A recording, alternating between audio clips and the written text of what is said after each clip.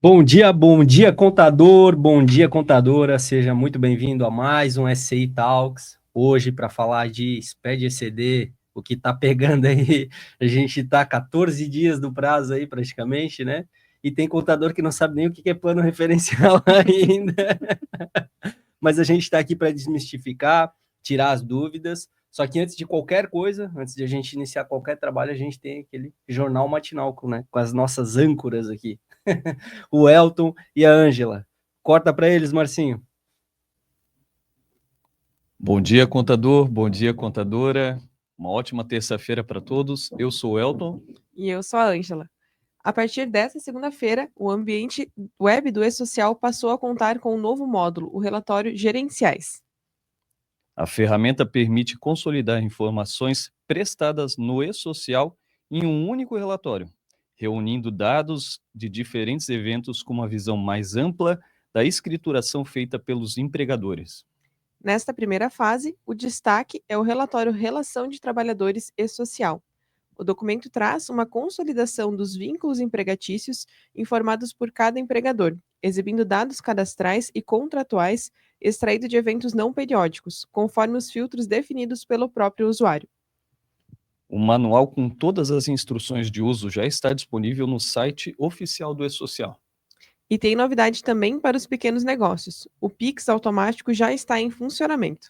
O serviço permite que o pagamento automático de despesas recorrentes, como mensalidades, condomínios e contas, sem nenhum custo para o consumidor.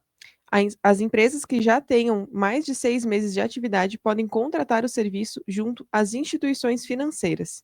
A expectativa é que a nova modalidade facilite o dia a dia dos pequenos negócios, garantindo o recebimento automático de valores, sem a necessidade de convênios bancários múltiplos, como acontece hoje com o débito automático. De acordo com o Sebrae, 94% dos empregadores já utilizam o Pix, que representa hoje mais da metade do faturamento das pequenas empresas.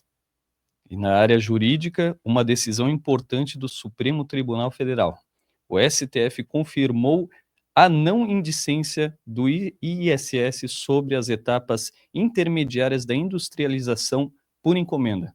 O caso envolveu um município de Contagem, em Minas Gerais, que tentava reverter a decisão com base na Lei Complementar 116 de 2003. Mas o relator, ministro Dias Toffoli, argumentou que a atividade faz parte da cadeia produtiva e, por isso, não se caracteriza como prestação de serviço tributário pelo ISS, já que envolve o fornecimento relevante de mercadorias. O STF também manteve o limite de 20% para as multas moratórias tributárias, rejeitando o pedido da Prefeitura para reavaliação do caso. Segundo o relator, não houve erro, omissão ou contradição no julgamento anterior. E o projeto do SuperMEI voltou ao debate no Congresso Nacional. A proposta quer criar uma nova faixa de microempreendedores, com faturamento anual de até R$ 140 mil e autorização para contratar até 2 funcionários. Atualmente, o limite do MEI é de R$ 81 mil por ano e permite apenas um empregado. O objetivo é criar uma transição mais suave entre o MEI tradicional e o Simples Nacional, com uma contribuição previdenciária de 8%. A proposta conta com o apoio das entidades como Sebrae e Amicred Sul, além de parlamentares dos estados com forte presença de pequenos negócios, como Santa Catarina, Paraná e Rio Grande do Sul. A expectativa é que o projeto seja aprovado ainda este ano, com vigência a partir de 2026. A medida deve beneficiar milhões de microempreendedores em todo o Brasil, facilitando o crescimento e o acesso ao crédito, além de reduzir a informalidade. O projeto faz parte de uma grande agenda mais ampla de revisão do MEI, que também prevê o reajuste do teto para R$ 130 mil, atualização pelo IPCA e simplificação de obrigações. Agora, o andamento depende da articulação política e da tramitação nas comissões do Congresso. E por hoje é isso. Fique ligado nas próximas notícias. Obrigado pela sua participação de hoje. E os mundos dos negócios da contabilidade não param. Então amanhã temos mais uma edição. Tchau, tchau. A gente volta em breve com mais informações e atualizações. Até a próxima. É isso aí. Muito obrigado, Elton. Muito obrigado, Ângela, pelas informações da manhã aí que deixou os contadores ligados aí, né? Gostei de algumas coisas que eu ouvi aqui. Aumento de MEI, relatório do E-Social, vai facilitar aqui para o nosso sistema para cadastrar os colaboradores de forma mais fácil. Então, algumas coisas aí boas para nós e também para os contadores que usam o sistema da EC. Mas agora vamos falar do que está pegando, ECD. Vamos falar de coisa séria. Eu estou aqui Muito com a séria. bancada, né? Ellen, Camila, Kisley. Sejam todas muito bem-vindas aqui, né? Um time de mulheres aqui, né? Bendita entre as mulheres. Bendita entre as mulheres, é isso aí. Sejam todas muito bem-vindas. Então, hoje o assunto é ECD, é isso? Isso. A gente vai falar um pouquinho de alguns erros que a gente pegou no decorrer desses dias referente ao SPED ECD. Então, as meninas vão comentar o que pode fazer nessa situação desse erro. Certo. Vocês querem começar por um assunto específico ou lá eu pode começar fazendo pergunta aqui? Eu sou o cara que pergunta para todo mundo. Primeiro, eu queria que a Kisley se apresentasse, a primeira vez dela na nossa bancada, isso falasse aí. quem é a Kisley aqui na SCI. Isso mesmo. Então, bom dia, pessoal. Me chamo Kisley, sou analista de negócio ali da Fábrica Visual Sessor. E hoje nós estamos aqui, então, para trazer algumas informações relevantes para vocês utilizarem ali, então, na hora da entrega do SPED ECD. Isso aí. Show Para de bola. evitar pegar fila no atendimento. Exatamente. Isso aí. Para quem que eu pergunto? Ah, pode ficar à vontade. Todos vão A ajudar. gente vai indo conversando e aí a gente vai se entendendo. Beleza. Assim, eu vou trazer um pouquinho da experiência que eu tenho com implantação e com suporte, né? Tá. E aí vocês me dizem se é isso que está pegando ou não é. Eu principalmente, né, lá encontrava muitas dificuldades na parte de, por exemplo, quando havia troca de contador, né? Como é que eu vou fazer esse zeramento de troca de contador? Por exemplo, a empresa ela começou com um novo contador no dia 1º de junho, vamos dizer, né? E de janeiro a maio, como é que fica? O contador anterior, ele entrega ECD, obviamente, do período dele, né? Mas ele faz o zeramento de janeiro a maio? Ou ele não faz zeramento? Tem gente que não faz, tem gente que faz. Tem gente que faz o zeramento mensal, tem gente que faz o zeramento trimestral e não tem trimestre ainda para fechar. É uma excelente pergunta, na verdade. Começar Porque, eu acho que a mais polêmica. A mais polêmica, é verdade. Na verdade, por regra do contrato social, geralmente as empresas fecham a contabilidade em 31/12, né? Então, a regra seria o zeramento em 31/12. Mas, devido aos impostos, devido a ECD, os clientes acabam zerando no meio do período, igual no teu exemplo, né? Às vezes o cliente zera em 31/5. E aí, o que acontece? Se ele zera em 31/5, fica mais fácil para o próximo contador, porque daí ele vai implantar o saldo em 31/5 e começa a movimentação a partir daquilo ali. Por exemplo, se a empresa do lucro presumido ou lucro real trimestral que faz o zeramento trimestral, né?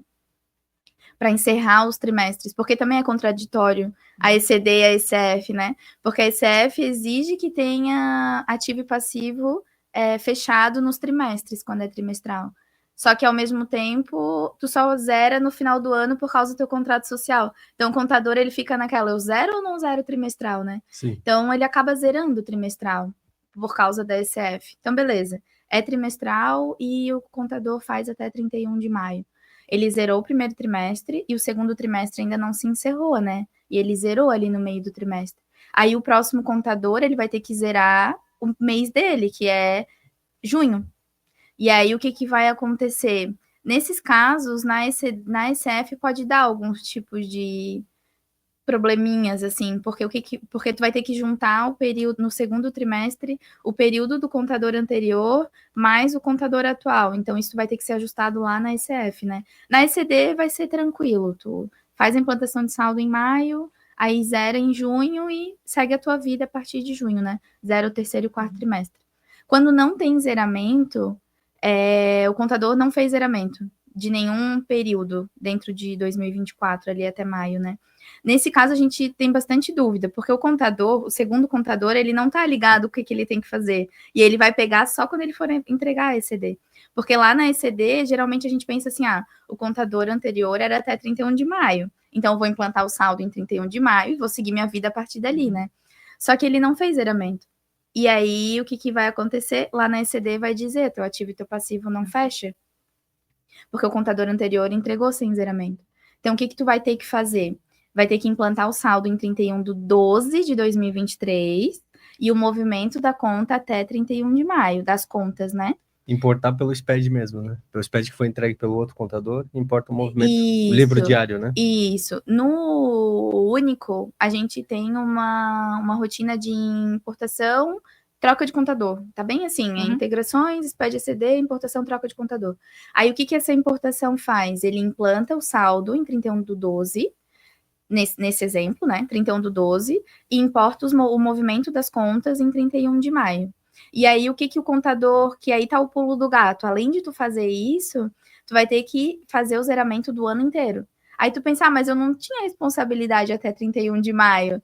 Ok, tu não tinha, só que não foi feito o zeramento até 31 de maio. Então, o segundo contador vai ter que fazer o zeramento do período todo. E lá, o segundo pulo do gato lá na exportação da ECD, na tela de exportação, a gente tem um parâmetro que é exportar período inteiro no sucessor, e no único é exportar conforme o último zeramento.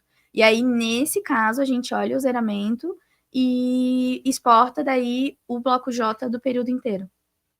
Então, é uma pergunta, assim, bem polêmica. Com várias respostas. Com várias respostas, porque não tem padrão. Um padrão. E o manual da ECD não diz como deve ser feito. Não, inclusive, quando a gente veio essa questão o contador anterior não fez o zeramento, eu lembro muito bem que foi durante a pandemia, a gente estava em casa, e aí os clientes vinham com esse erro, não fecha o saldo, não fecha o balanço, e não teve zeramento no contador anterior, e o que a gente faz? Porque até então, a gente sempre pensava, tem que ter o zeramento, né, na ECD, e não necessariamente tem que ter. E aí a gente fez várias consultorias com a Receita Federal, até a gente chegar porque eles também não te dão a resposta assim, é isso, faz isso. Eles vão tipo, olha o manual, mas o manual não fala. Então, a gente tem que ir estudando e falando com consultoria e tal. Então, não tem uma receita de bolo exata, sabe? É isso aí. Ó, você que é contador, está nos assistindo, é nosso cliente, né? Vai lá, fala com o teu delegado do CRC aí da tua região, para levar essa questão aí para nós, né? Ajudar o teu sistema a melhorar ele para você, para a gente saber quais são as regras. E aí, como é que faz? O que a Receita Federal quer que a gente faz, né? Porque a declaração é para eles, né? Eles têm que dizer para a gente como é que tem que ser feito, né? Mas é isso aí. Antes de a gente continuar, eu só queria dizer para vocês que no dia 22 de setembro a gente vai ter um mega evento aqui em Blumenau, o Upgrade Contador. Mais de 1.000 profissionais da área contábil vão estar aqui em Blumenau. A gente vai ter várias palestras com pessoas conhecidas nacionalmente, tá? E vai ser um evento muito bacana para você que quer melhorar o seu negócio, quer ter uma ideia de automatização, de sistemas eficientes, trazer recursos para o seu escritório, até implementar novos serviços que você pode entregar para o seu cliente, é uma oportunidade de ouro, tá? Aproveita, tem 50% de desconto, a gente está no primeiro lote ainda, e está quase acabando as inscrições do primeiro lote, já foram mais de 200 inscrições vendidas aí, a gente tem uma capacidade de 1.000, né?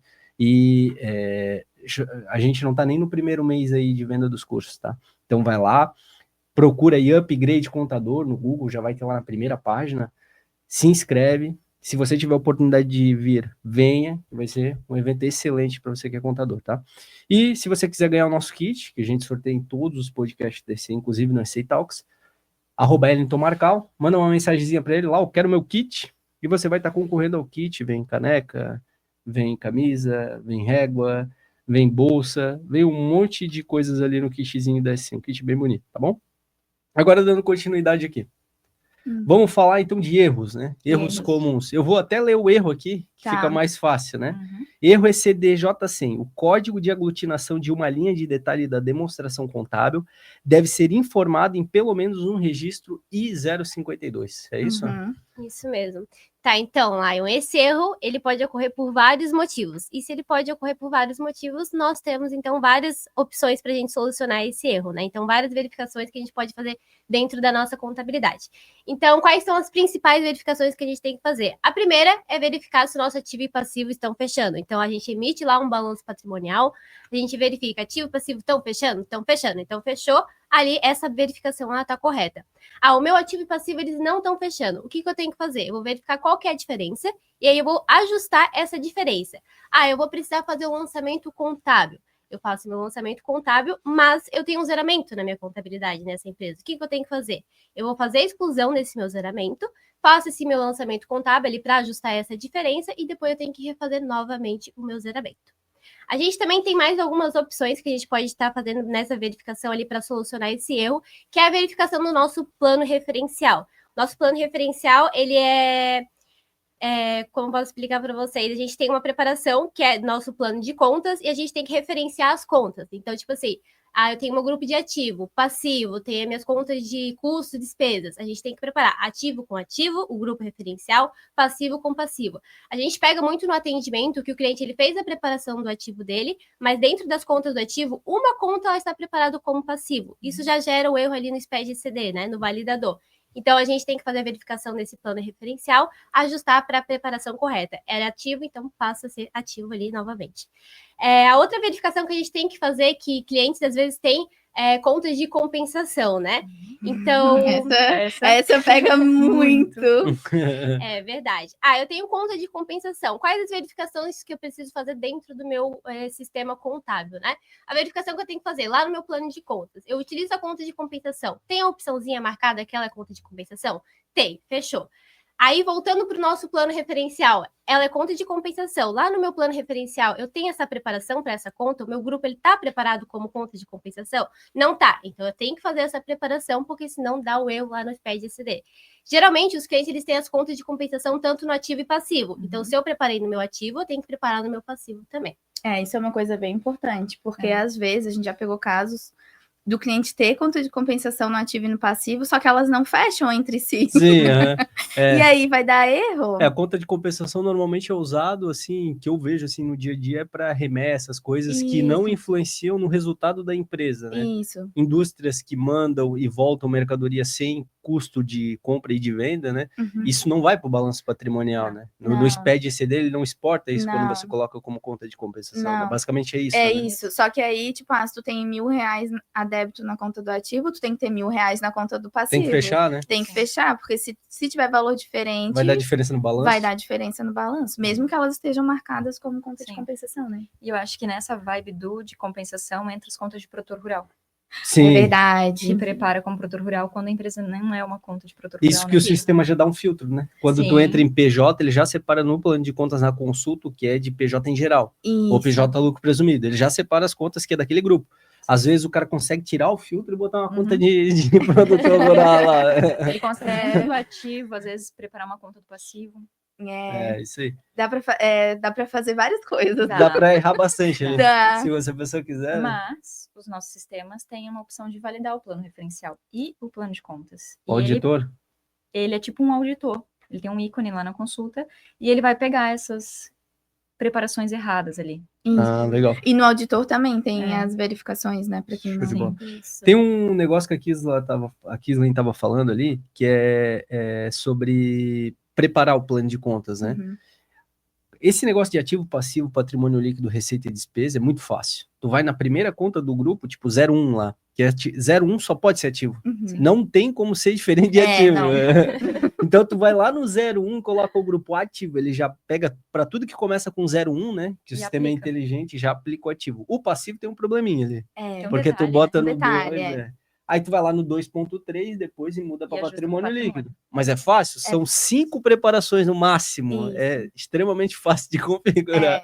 O do grupo é fácil. O que pega um pouquinho são as contas, né? Mas a gente tem até foi esse ano, se eu não me engano, acho que foi o final do ano passado, a gente está sempre atualizando o nosso plano padrão, né? O 90.113 e o 90.11, a preparação. Então, se o cliente usa o nosso plano, a estrutura do plano parecido com o nosso padrão, ele vai poder aplicar essa preparação para o plano dele também. Então, já vem algumas contas pré-preparadas, né? Sim, então, também já é um facilitador, né? Também tem aquele recurso de, por exemplo, vamos pegar uma conta banco, né? Que para a Receita Federal ela não quer saber se tu trabalha com Bradesco, Caixa Econômica, Itaú, para eles não faz diferença nenhuma, eles querem saber o valor da tua disponibilidade, né? Que é isso no final. Então, tu vai lá na conta título de disponibilidade, coloca banco, ele vai para todo mundo de baixo e vai colocando o banco, né? Então tem esse recurso também. Então tu vai só nas títulos, tu não precisa em cada uma das analíticas configurar elas, né? Que também já é mais um facilitador. Sim, com certeza, com certeza. O sistema tem vários facilitadores, né? A única coisa é que o importante é tu começar com antecedência, né? Então, por isso que a gente tá aí nessa saga de podcasts Isso, de de ECDs. ECD para incentivar, né? E Isso para aí. não deixar para a última hora, né? Vamos aproveitar a participação do público aqui, vamos ler uma pergunta. Aqui, ó. Edivânia Lima. Ah, semana passada ela participou também, né? Bom dia. No caso de empresas do lucro real com encerramento anual, o ativo e passivo não fecham e aí na SF vem como advertência. Vi no FAQ e fala que não tem o que fazer, é erro do validador. É isso mesmo? Na verdade, não é que é erro do validador, né? É que, como a gente falou, a ECF, ela é contraditória com a ECD, né? Sim. Eu acho que quem programa ECD e ECF lá dentro da Receita Federal, eles não têm uma comunicação, e daí acaba que a ECF exige um zeramento, dependendo ali, né, se é trimestral ou anual, e a ECD fala que tem que fechar conforme o contrato social da empresa. Por que é advertência? Porque o validador, ele te fala assim, ó, tu é lucro real anual. O teu balanço de suspensão e redução que tu fechou mensal, né? Que tu tem que ir apurando mensal. Tem certeza que é isso mesmo? Teus valores estão certos e tal? Por isso que é uma advertência, para tu verificar. Tu tem que fazer esse zeramento ou não. Não é um erro, não dá para dizer que é um erro do validador, não é um impeditivo. O contador, ele tem que estar ciente. É lucro real, mensal, anual, eu apuro, né? Mensal. Eu posso deixar com ou sem zeramento. Isso meio que ele deixa como uma escolha do contador, vamos dizer assim, né? Apesar de que, no meu ponto de vista, não deveria ter essa validação na ECF, Não. já que na ECD fala do contrato social, né? Sim. Então não deveria ter. Eu tenho uma dúvida quanto ao balancete de suspensão e redução. É mensal, né? Todo mês eu vou apurando um acumulado, vamos dizer assim, né? Isso. Janeiro, aí o acumulado de janeiro e fevereiro. Aí março é acumulado de janeiro, fevereiro e março. E assim sucessivamente. E os meses vão oscilando. Às vezes eu tenho lucro, às vezes eu tenho prejuízo. Até por isso não se joga imposto de renda e contribuição social que tu eventualmente paga para resultado naquele momento. Ele vai para o ativo, né? Isso. Porque pode ficar lá no final como alguma coisa a recuperar ainda, né? Isso. Tu pagou, mas na verdade no final do ano deu prejuízo. Opa, então eu adiantei para a Receita Federal algo que não é devido, né? Esses fechamentos mensais, eles exigem zeramentos mensais ou não? Na verdade, não, né? O zeramento é anual. É mesmo. anual. É anual. É Não, o anual. nosso sistema ele não precisa fazer zeramento para fechar, né? Não precisa, não precisa. Só que aí a gente tem até uma forma de simular um zeramento, né? Que é a conta do K155. Lá na tela de exportação da ECF tem essa conta e a gente meio que simula, zera as contas de resultado e joga o lucro ou prejuízo para as contas do patrimônio líquido, né? Isso ele faz normalmente com o lucro presumido, porque o lucro presumido não faz zeramento trimestral, né? Não. Então ele pega aquele anual e vai ajustando para cada trimestre o resultado, né? Ajusta para o primeiro, para o segundo, para o terceiro, para o quarto trimestre os valores de resultado. Né? Isso. Aí, tanto que a gente tem uma conta criada lá no nosso padrão, que é tipo um resultado, para não deixar usar a movimentação dele, né? Porque não pode ter movimentação para fazer o ajuste. Né? Isso. E aí, olha como é contraditório, né? Que o lucro real, ele dá advertência e diz, tem certeza? Tudo que tu quer entregar assim? E o presumido, ele dá erro, ele não deixa tu entregar, assim, o zeramento, entendeu? E aí, ao mesmo passo, tu não precisa zerar na ECD, então... Coisas estranhas. Eu acho que é porque na época da ECF ali, eu acho que a gente não tinha recuperação da ECD desde o começo, né? Começou depois, né? Depois. É que na verdade não era ECF, era DPJ. Não, era. Eles chegaram a ter 2 programas antes. Não era F-Conte, alguma coisa assim? O F-Conte era antes do SPED Contábil, né? Teve o F-Conte, mas a ECF substituiu a DPJ, né? Mas eu acho que no F-Conte já ia valores de IR, de contribuição social, se eu não me engano. Mas Nossa, é muito tempo atrás. A gente voltou no tempo. Não vou opinar, porque não peguei essa época. Eu não peguei nem a época da DPJ, mas eu sei que a DPJ foi substituída. Mesmo, mas a DPJ era muito ruim. Então era muito ruim, é verdade. Não fazia nem sentido aquilo. Não. Mas quando entrou a ECD-CF foi bem difícil. Eu trabalhava em escritório contábil e, nossa, foi muito difícil até tu... Hoje os erros, eles estão mais claros, né? E a gente consegue ler, entender melhor e tal. E principalmente a gente trabalhando aqui, né, na SCI, desenvolvendo o sistema, a gente acaba tendo que... Eu falo que a gente conversa com os erros para entender o que eles querem dizer pra gente, né?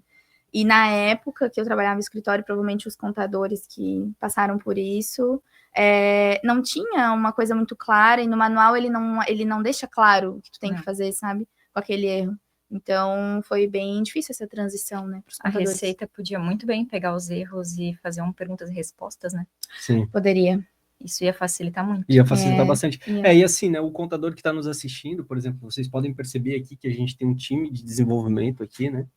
Praticamente, né, analistas de negócio aqui estão com a gente na bancada e eles têm dúvidas sobre coisas que não estão expostas. Não é que a gente não estudou. Não. A gente olha aquele manual... Da mesma forma que a gente o cliente ficou, olha, né? a gente ficou o ano todo estudando aquele manual, tá? Sim. Tem gente ali que sabe o manual de cabo a rabo, registro por registro. As tabelas dinâmicas. Exatamente. Sim. Por exemplo, eu não sou o dono do conhecimento, mas, por exemplo, se falar comigo de SPED fiscal, eu sei o que é C100, eu sei o que é 170, eu sei o que é bloco E, vários registros estão lá dentro, porque a gente vê isso aqui todo dia. Todo dia. É uma coisa natural para nós. Agora, mesmo com o manual, lá tem mais de 200 páginas aquele manual, né? Não tem uma explicação sobre esse erro, por exemplo, que a Edivânia perguntou aqui, né? Então, qual que é o papel do contador nesse caso? A gente está dizendo para você, a gente não sabe. Só que a gente não tem CRC aqui. Nós somos sistemas, né? Então, vocês têm que ir na delegacia de CRC de vocês e falar, ó, tenho essa dúvida aqui, dá essa advertência. Eu não quero que dê essa advertência. O que eu tenho que fazer? Para levar para o CFC, para levar para os conselhos de classe, para ajudar a gente, tá? Esse é o papel de vocês como contadores. Entendeu? É verdade, Né? é verdade. Esse é o papel, ajudar o sistema a melhorar para que a gente cada vez entregue um produto melhor para vocês. Agora, se vocês, por exemplo, assim, não se importarem com aquilo ali, vai continuar assim, né? Sim. Porque a gente tem um limite para atuar, né? A gente até tem conversas, né? Com o SERPRO. Sim. Só que eles não, tipo assim, a gente não tem a mesma, né? O mesmo poder de voz, né? Que eles têm. Exatamente, é isso aí mesmo. É isso aí. Vamos continuar com os erros, então? Tá, só deixa eu finalizar ali. Tá. Só mais uma opçãozinha. Geralmente tem clientes que fazem exportação do SPED dele por centro de custo, né? Então, se ele faz a exportação com centro de custo, eu vou verificar meu balancete, meu balanço patrimonial. Se eu estou verificando meu ativo e passivo, eu tenho que detalhar por centro de custo, porque ele vai variar, então, os saldos. Então, o cliente tem que fazer, se ele exporta ECD, ele detalha esse centro de custo lá no relatório, faz a verificação dele ali para ficar certinho os valores, né? Mas ele pode, por exemplo, ter centro de custo e não exportar para ECD? Pode, né? Pode, só que daí tem aquele caso, né? Às vezes, em 2023, que até talvez depois a Camila vai mencionar aí para vocês, em 2023 ele entregou com centro de custo, agora em 2024 ele não está entregando com centro de custo. Isso vai dar uma divergência lá dentro do validador por causa do saldo, né? O saldo final de 2023 não está batendo com o saldo inicial de 2024.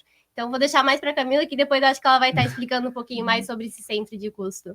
Ele pode não entregar, porque a ECD fala, se tu usa centro de custo na contabilidade, tem que exportar com centro de custo, né? Só que tem clientes que, eles usam por uma coisa gerencial e não querem exportar. O importante falar é que, assim, um ano, eu estou usando o centro de custo a minha vida toda gerencial.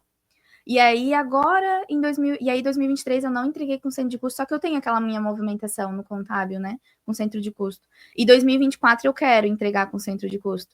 Aí a gente vai ter um problema. Por quê? Porque tu tem saldos iniciais que tem centro de custo, Sim. Porque tu tem desde o início, né? E aí, ano passado, tu não entregou e esse ano tu quer entregar com. Vai dar divergência no saldo, como a Kislen falou. Então, esse cuidado tem que ter. Se tu nunca entregou com centro de custo e tu tens essa movimentação, esse ano tu não vai conseguir entregar, porque o sistema vai exportar os saldos com centro de custo, entendeu? Então vai ter que fazer, criar uma outra empresa para poder implantar o saldo lá sem centro de custo e daí fazer a movimentação em 2024 com centro de custo. Então, é meio complicado, assim, o contador, ele tem que entender bem o que ele está fazendo e saber, eu faço com centro de custo e não entreguei desde o início, então, ou continua não entregando, ou na hora de fazer, tu vai ter que daí criar outra empresa, implantar sem centro de custo, meio que começar do zero, então... Sim, zerar os valores de centro de custo. Ou zerar os valores do centro de custo em 2023, para começar o 2024 sem saldo inicial com centro de custo. É que o centro de custo, né, o contador às vezes fica em dúvida, porque a palavra centro de custo às vezes representa uma tormenta na vida de uma pessoa, né? Mas é um pouco de tormenta, tá? Só que o centro de custo, ele não é tormenta, ele tem que ser tratado como se fosse uma conta de balanço patrimonial, é basicamente isso. Se eu tenho, por exemplo... R$ 5 no começo do ano de caixa e ele termina com 10, no ano seguinte ele tem que iniciar com 10. Isso. Essa é a lógica? Não tem o que Isso. fazer, né? Isso. Então as pessoas têm dúvida quanto a isso. O centro de custo ele só faz uma separação gerencial de setores, vamos dizer assim, né? Isso. Mas no final das contas ele representa o saldo do balanço para É. aquele setor específico, É entendeu? isso aí. Não é nível de conta, é só isso que muda, mas no final é tudo a mesma coisa. Bem né? colocado. O problema do centro de custo é quando tu quer fazer muito rateio, né? Eu acho que isso que gera muita dúvida, muito problema com o centro de custo, vamos dizer assim. Quando é 100% Num só, ainda é num mais só, ou tu vai lá e rateia 50-50, agora quando entra os vírgula, quebradinha. tal coisa, que aí, É, aí vem os problemas. complicado. É isso aí, tanto é que a gente teve até que criar rateio de centro de custo para contas de ativo passivo, né? Teve. Porque o cara quer saber o banco, quanto que foi para cada setor, né? Tipo, o banco do Bradesco. Uhum. E esse recurso que eu paguei de aluguel, eu vou ratear o Banco do Bradesco. Por exemplo, R$ 1.000, R$ 500 para comercial, R$ 500 para administrativo. Aí vai ser feito no resultado e no ativo também, né? Uhum. Mas no final é tudo centro de custo, como É. a gente estava conversando. É. Vamos lá, então? Vamos, eu vou fazer uma pergunta agora de um erro que deu bastante comum ali no atendimento. Esse erro, ele até vem bem de encontro com o que a gente está falando do centro de custo, né? Isso, que é esse aqui, ó, o erro da ECD. A conta / centro de custo, daí, né, o SPED especifica ali qual que é, de natureza igual a 0102 ou 3, da conta X, de natureza 4, existe no primeiro mês de escrituração atual, então, ou seja, no registro I155 ou no I157, com saldo inicial de X, diferente do saldo recuperado da escrituração anterior, no registro C155, também no valor de tanto. Como é que o cara vai entender o negócio Cara, desse? não Repete na primeira Não linha. tem como, cara. Olha o tamanho desse erro, cara. Por que não tem um exemplo aqui, cara? Pra que isso aqui, cara? É por isso que eu falo, eu sempre falo pro pessoal Uhum. aqui interno, que tu tem que pegar o erro e tu tem que conversar com ele. Eu converso, quando é um erro assim a primeira vez, eu tento entender o que ele tá querendo dizer. Porque na primeira frase ele já se perdeu e tu não Já. sabe mais o que Tu começou Já a no ler, início. no final tu já não lembra mais o Não, que tu leu no começo, início, aham. cara. Aí já se pergunta, o que é natureza? O que é centro de É.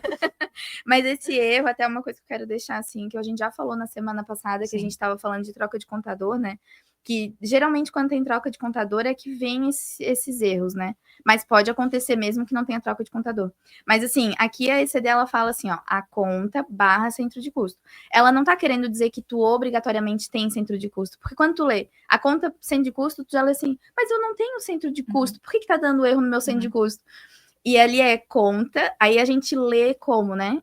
Conta e ou centro de custo, Isso. entendeu? Então, a minha conta, que eu posso ter só conta ou centro de custo. Isso é importante porque a gente pega muita dúvida sobre isso. Sim. Sim. Nesse caso, entra aquele caso que a gente falou, do tipo, eu nunca entreguei com centro de custo e quero entregar, e aí vai dar esse erro.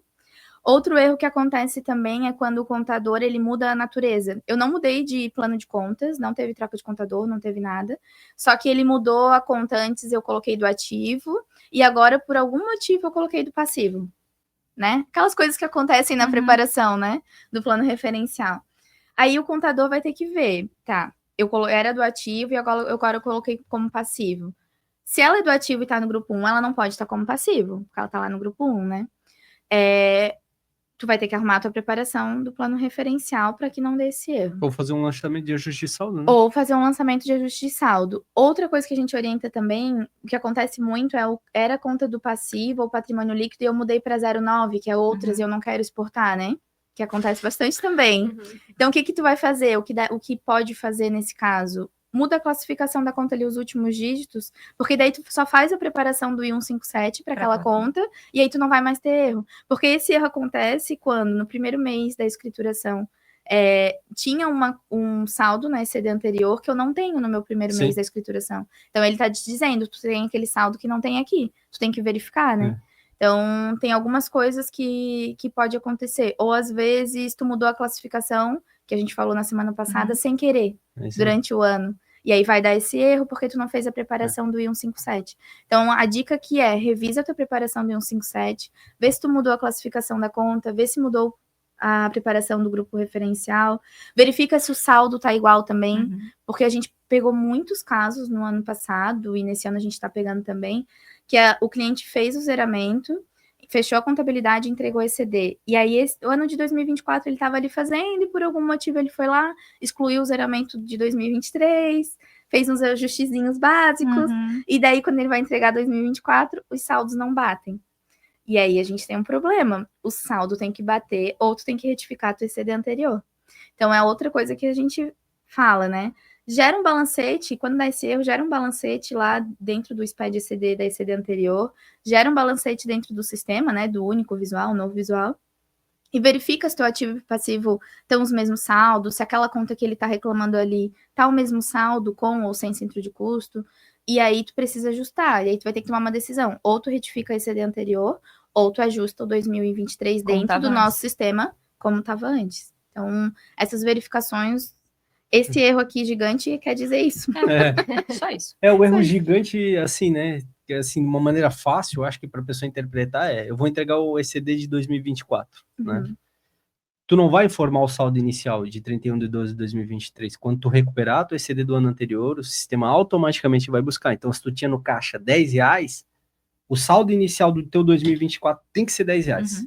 Senão ele vai dar erro, entendeu? Esses erros aqui ocorrem por causa disso. Porque tinha uma coisa no passado, e aí ele está confrontando o que foi entregue no passado com o que está sendo entregue agora. Se esses saldos iniciais batem, entendeu? É basicamente isso, né? Isso. E poderia, a Receita Federal, se algum auditor vê isso aqui, pelo amor de Deus, muda esse erro aqui, cara. Não só Isso esse. aqui não é descrição de erro para ninguém, pelo amor de Deus, cara. Não é possível. A indignação dele.